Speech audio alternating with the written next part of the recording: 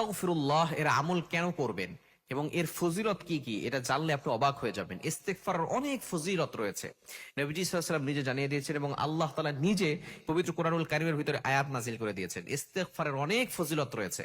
ইস্তেগফারের ভিতরে কি কি ফজিলত রয়েছে, কি কি পুরস্কার রয়েছে, আল্লাহ পাক রব্বুল আলামিন নিজে জানিয়ে দিয়েছেন। আল্লাহ পাক রব্বুল আলামিন নিজে বলছেন 29 নম্বর পারার 11 নম্বর পৃষ্ঠার 10, 11, 12 নম্বর লাইনগুলোতে সূরাতুন নূহের 9, 10, 11, 12 নম্বর আয়াতগুলোতে আল্লাহ পাক রব্বুল আলামিন জানিয়ে দিয়েছেন, ফাকুল তুস্তাগফিরু রাব্বাকুম ইন্নাহু কানা গফফারা।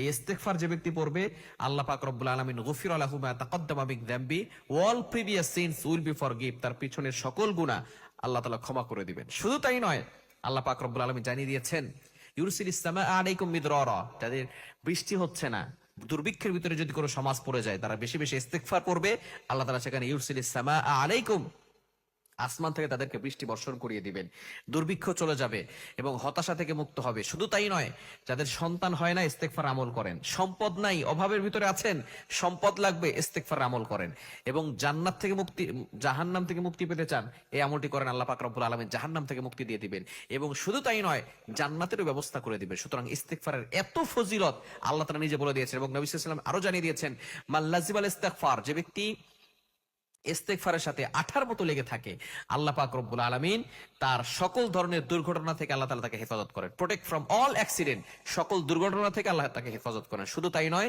আল্লাহ পাক রব্বুল আলামিন তার দুশ্চিন্তা দূর করে দেন, ডিপ্রেশন থেকে আল্লাহ পাক রব্বুল আলামিন তাকে মুক্তির ব্যবস্থা করে দেন। এজন্য ইস্তেগফার আমল বেশি বেশি করবেন।